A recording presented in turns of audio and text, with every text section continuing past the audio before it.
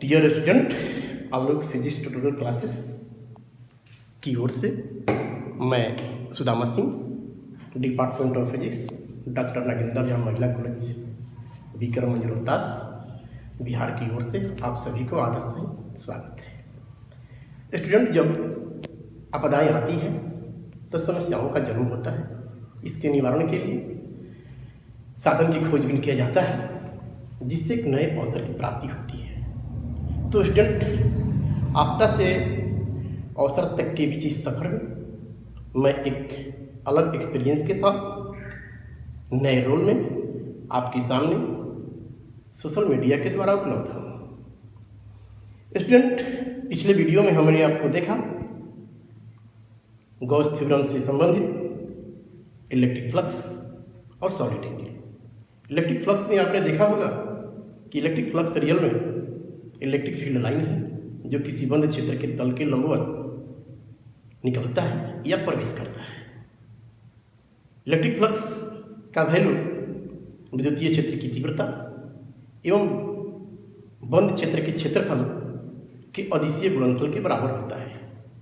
इसलिए विद्युतीय फ्लक्स एक अदिश राशि है जिसका मात्रक आप लिखे होंगे न्यूटन मीटर स्क्वायर पर कूलम, जूल मीटर पर कूलम। सिंपल यूनिट आया होगा वोल्ट मीटर। इसका dimension ml³ T⁻³ I⁻। Next, इसी वीडियो में आप देखा होगा solid angle. Solid angle real में इकाई त्रिज्या वाले गोले पर का क्षेत्रफल है जो उस शंकु द्वारा घिरा होता है जिसका शीर्ष गोले के केंद्र पर होता है। इस सॉलिड एंगल का formula d⍵ = ds cos θ/r²। यह मूल राशि है जिसका SI यूनिट स्टेरेडियन होता है। इसके बाद नेक्स्ट वीडियो में गॉस थ्योरम का प्रूफमेंट आपने देखा होगा। तो इस गॉस प्रमेय के अनुसार किसी भी बंद क्षेत्र से गुजरने वाले विद्युतीय फ्लक्स का मान उससे घिरे आवेशों के बीजीय योगफल के बराबर होता है। जब आवेश बंद क्षेत्र के बाहर हो तो उस बंद क्षेत्र से गुजरने वाले विद्युतीय फ्लक्स का मान हो जाता है 0। गॉस प्रमेय के इंपॉर्टेंस में आपने देखा होगा कि गॉस प्रमेय की सहायता से आवेशित चालक के द्वारा कितना विद्युतीय क्षेत्र उत्पन्न होता है इसका हम निर्धारण करते हैं। इसके अतिरिक्त आवेशित चालक के पृष्ठ पर कितना बल लग रहा है, आवेशित चालक की कितनी ऊर्जा है, इसका भी निर्धारण हम गॉस प्रमेय की सहायता से सरलता से कर लेते हैं। लेकिन गॉस प्रमेय की कुछ सीमाएं भी हैं। गॉस प्रमेय के लिए एक बंद क्षेत्र की रचना किया जाता है जिसको हम गॉसियन सरफेस भी बोलते हैं। ये गॉसियन सरफेस, इसका आकार कुछ भी हो सकता है, साइज कुछ भी हो सकता है। गॉस प्रमेय द्वारा यह हमको ज्ञात होता है कि बंद क्षेत्र के अंदर आवेश तो है लेकिन कहाँ है इसकी हमको जानकारी प्राप्त नहीं होती है। गॉस प्रमेय केवल स्थिर आवेशों के लिए लागू होता है। जब आवेश गतिशील हो तो इसके लिए गॉस प्रमेय लागू नहीं होता है। तो ऐसे करके गॉस थ्योरम का लिमिटेशन आप देखेंगे जो शॉर्ट क्वेश्चन के लिए इंपॉर्टेंस है। तो आइए देखते हैं गॉस थ्योरम से संबंधित कुछ सिंपल न्यूमेरिकल क्वेश्चन है कि एक विद्युतीय क्षेत्र E = 2000 I² न्यूटन पर कूलम में 0.1 मीटर भुजा वाला एक वर्गाकार प्लेट से गुजरने वाला विद्युतीय फ्लक्स ज्ञात करना है। जब पॉइंट 1 में दिया है कि प्लेट XY का तल, जब प्लेट XY तल के समांतर हो, सेकेंड प्लेट YZ तल के समांतर हो, थर्ड प्लेट का तल x अक्ष से 60 डिग्री का कोण बनाता है। तो स्टूडेंट, इसका सॉल्यूशन विद्युतीय क्षेत्र E = 2000 I² न्यूटन पर कूलम है। आपको ये पता होगा कोऑर्डिनेट एक्सिस x, y और z होता है। x अक्ष में यूनिट वेक्टर I², y अक्ष में यूनिट वेक्टर a² और z अक्ष में यूनिट वेक्टर t² होता है। यहाँ I² दिया है, इसका अर्थ है कि इलेक्ट्रिक फील्ड का जो डायरेक्शन है अलोंग एक्स एक्सिस है।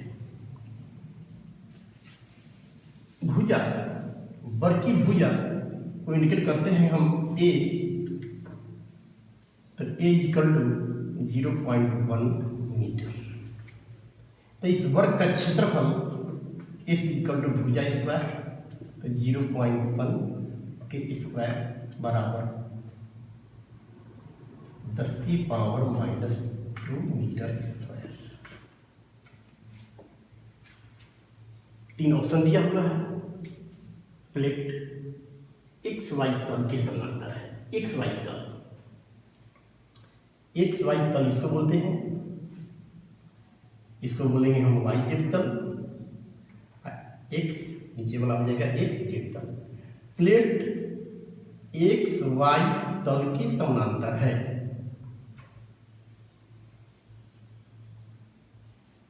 एक्स वाई जेड के समांतर है।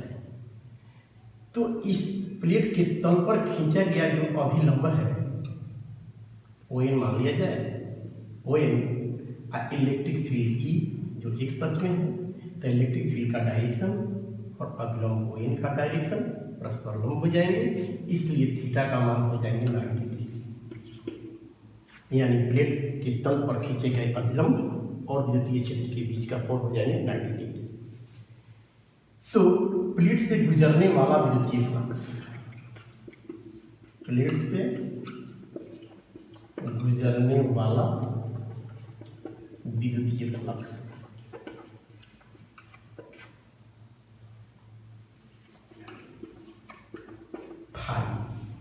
फॉर्मूला आपको मिला होगा E into S cos theta. या अगर वेक्टर के रूप में लेके चलते हैं तो वेक्टर E और डॉट वेक्टर S ऐसे भी चलता है। तो E का वैल्यू, केवल वैल्यू रखेंगे इसका हम 2000, area 10⁻² into cos theta, theta आया है यहाँ 90 डिग्री, कॉस 90 डिग्री का वर्ग 0 होता है, इसलिए पूरा टर्म हो जाएंगे 0। तो जब प्लेट एक्स वाई तल के समानांतर है तो इस हालत में प्लेट से गुजरने वाला विद्युतीय फ्लक्स का मान हो जाएंगे 0। सेकेंड ऑप्शन में प्लेट वाई जेड तल के समानांतर है। इसी प्लेट को वाई जेड तल के समांतर को, वाई जेड तल हो गया तो इसके समांतर हम कर देते हैं। तो अब इस प्लेट के तल पर जो हम अभिलंब खींचेंगे, नॉर्मल खींचेंगे ओ एन, उसका डायरेक्शन और इलेक्ट्रिक फील्ड का डायरेक्शन सेम हो जाएंगे। यानी नॉर्मल और इलेक्ट्रिक फील्ड आपस में पैरेलल, तब पैरेलल होने से अभिलंब और विद्युतीय क्षेत्र के बीच का कोण हो जाएंगे सेम। इस हालत में प्लेट से गुजरने वाला, ये सेकंड चल रहा है, इस हालत में प्लेट से गुजरने वाला विद्युतीय फ्लक्स फाई बराबर, फॉर्मूला तो वही है ई एस कॉस थीटा। केवल थीटा का मान पुट करेंगे यहाँ कितना 0 डिग्री। कॉस 0 का वैल्यू होता है 1, तो यहाँ 2 10⁻² है तो 2 0 आउट 20, कॉस 0 का वैल्यू 1 यानी 20। अब जो यूनिट मैंने आपको बोला तो सिंपल यूनिट रखते हैं volt metre, newton metre square पर कूलम भी लिख सकते हैं, जूल मीटर पर कूलम भी लिख सकते हैं। थर्ड में कहता है कि प्लेट का तल एक्स अक्ष से 60 डिग्री का कोण आता है। तो जब कोई प्लेट है इसको हम झुकाएंगे तो इसमें जो डाला गया अभिलंब है नॉर्मल है, जितना कौन सी प्लेट को झुकाएंगे उतना ही कौन से नॉर्मल भी झुकेगा। तो अभिलंब का झुकाव इस विद्युतीय क्षेत्र से हो जाएगा 60 डिग्री। वैल्यू से हम इलेक्ट्रिक फील्ड जेब करते हुए हैं, भुजा जेब कहते हुए हैं, तो इसलिए इसका रेखीय क्षेत्रफल भुजा स्क्वायर, इसको सिंप्लीफाई करेंगे 10⁻² मीटर स्क्वायर होगा। एंगल चेंज हो रहा है, केवल प्लेट को एक्स वाई तल के समांतर रख रहे हैं, वाई जेड के समांतर रख रहे हैं, यहाँ एक्स अक्ष के 60 डिग्री के कोण पर रख रहे हैं, तो केवल एंगल चेंज हो रहा है। तो इस हालत में थर्ड आपको बनेगा प्लेट से गुजरने वाला विद्युतीय flux phi equal to ES cos theta. Theta का मान यहाँ हम पुट करेंगे 60 डिग्री, 2000 × 10⁻², 20 हो जाएंगे। और 60 डिग्री का मान 1/2, ये सिंप्लीफाई करने पर आ जाएगा 10। तो इस हालत में जब प्लेट का तल x अक्ष से 60 डिग्री का कोण बनाता है, तो उस प्लेट से गुजरने वाला विद्युतीय फ्लक्स का वैल्यू 10 वोल्ट मीटर होगा। तो स्टूडेंट अगले क्वेश्चन हम देखते हैं, जो है किसी गॉसियन पेस्ट का क्षेत्रफल वेक्टर में दिया है, vector S equal to 2i cap minus 3j cap metre square. जो विद्युतीय क्षेत्र vector E equal to 3i cap plus 2j cap minus 4k cap newton पर कूलम में रखा गया है, तो गॉसियन पृष्ठ से गुजरने वाला विद्युतीय फ्लक्स कितना होगा। तो यहाँ विद्युतीय क्षेत्र vector E equal to 3i cap plus 2j cap minus 4k cap, unit है न्यूटन पर कूलम। और गॉसियन पृष्ठ का क्षेत्रफल vector S equal to 2i cap minus 3j cap.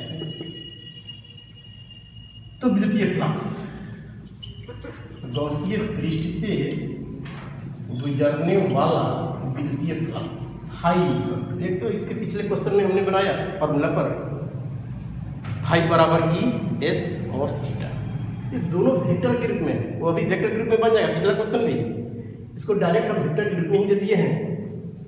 तब वेक्टर के रूप में किसी गॉसियन पृष्ठ से गुजरने वाला विद्युतीय flux vector E dot vector S, सीधा सीधी मान इसका वैल्यू पुट करेंगे हम, तो 3i cap plus 2j cap minus 4k cap dot, इसका वैल्यू है 2i cap minus 3j cap. अब आपको वेक्टर में मिला होगा डॉट प्रोडक्ट और वेक्टर प्रोडक्ट, क्रॉस प्रोडक्ट। तो यहाँ डॉट प्रोडक्ट है, तो डॉट में आई वाले गुणक से हम गुणा करते हैं, जे को जे से, के को के से, बाकी सब टर्म हो जाते हैं 0। तो आई का यहाँ गुणक है 3, इसमें आई का गुणक है 2, तो 3 × 2, जे का है 2 प्लस में 2, यहाँ जे का है माइनस में 3, माइनस 3, के का आते हैं, के का है -4, इसमें के नहीं है, तो के नहीं है तो उसका मान रख देते हैं 0। तो यहाँ 3 दूनी 6, माइनस ये प्लस हो जाएंगे -6, ये हो जाएंगे 0। तो गॉसियन पृष्ठ से गुजरने वाला विद्युतीय फ्लक्स 0 हो जाएगा, यूनिट आप लिखेंगे वही वोल्ट मीटर। तो इसके बाद देखते हैं अगले क्वेश्चन पर दिया है, दिए गए चित्र में पृष्ठ से निर्गत विद्युतीय फ्लक्स ज्ञात करें। ये पृष्ठ है, इसके अंदर चार्ज है Q1 2 माइक्रोकूलम का, Q2 -1 माइक्रोकूलम का। तो इस चार्ज दिया है, तो सिंपली इसको हम यूज करेंगे गॉस थ्योरम। गॉस थ्योरम किसी भी पृष्ठ से गुजरने वाला विद्युतीय फ्लक्स उससे गुजरने वाले, उससे घिरे आवेशों के बीजीय जोगफल का 1/ε0 या 1/ε गुना होता है। तो सबसे पहले देखेंगे कि इस पृष्ठ से घिरे हुआ कुल आवेश कितना है, जिसको हम नेट चार्ज भी बोलेंगे। तो कुल आवेश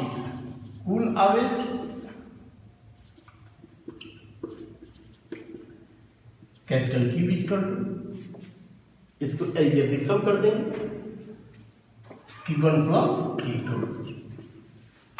Q1 है 2 माइक्रोकूलम प्लस Q2 है -1 माइक्रोकूलम। तो 2 माइक्रोकूलम प्लस माइनस हो जाएंगे -1 माइक्रोकूलम, तो ये हो जाएगा 1 माइक्रोकूलम। माइक्रो का मतलब है जानते होंगे 10⁻⁶, तो इसको लिख सकते हैं 1 × 10⁻⁶ कूलम, यानी इस पृष्ठ से घिरे हुआ कुल आवेश, नेट आवेश यानी परिणामी आवेश का value 1 microcoulomb equal to 1 × 10⁻⁶ coulomb. अब गॉस प्रमेय से, गॉस प्रमेय का यूज करेंगे हम। तो गॉस प्रमेय से किसी भी बंद क्षेत्र से गुजरने वाला विद्युतीय फ्लक्स फाई, विद्युतीय फ्लक्स, गॉस प्रमेय से विद्युतीय फ्लक्स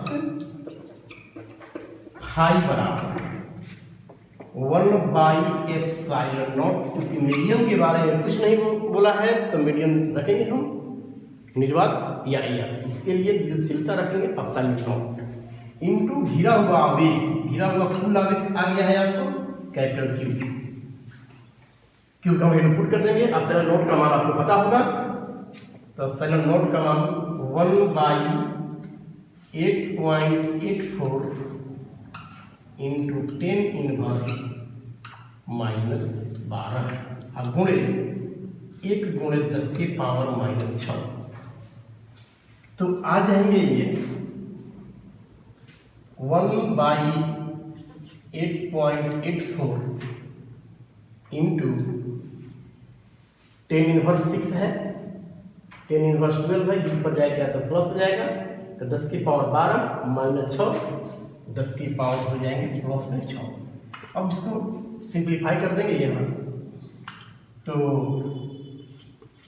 पॉइंट ऊपर जाएगा 100/884 गुणे 10⁻⁻6। अब इसको डिवाइड करके आप यहीं पर लिख लेंगे।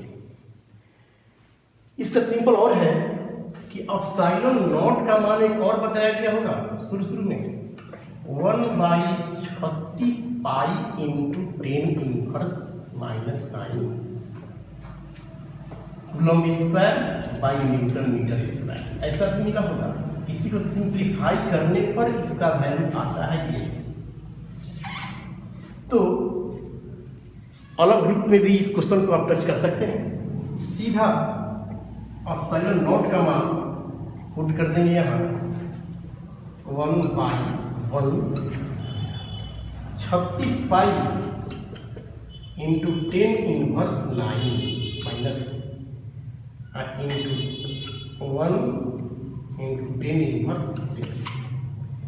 ये 36 पाई चला जाएगा ऊपर, 36 पाई इंटू 10⁻9 है, ऊपर जाकर के अंश में 10⁻9 इंटू 10⁻⁻6, तो ये हो जाएगा 36 पाई इंटू 10⁻9 है, -6 है, घटाएंगे तो हो जाएगा 3। अब पाई का मान रख करके इसको एक्यूरेट वैल्यू भी प्राप्त कर सकते हैं। पाई का मान 3.14 गुणे ये आ जाएगा 10⁻3, डॉट डॉट आप इसको मल्टीप्लाई करके आंसर लिख देंगे न्यूटन मीटर स्क्वायर और कूलम।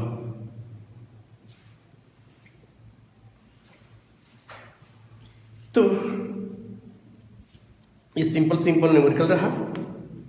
गॉस थ्योरम से संबंधित आवेशित चालक के द्वारा कितना विद्युतीय क्षेत्र उत्पन्न होता है, आवेशित चालक पर कितना बल लग रहा है, उसकी ऊर्जा कितनी है, इसको हम क्लास में देखेंगे।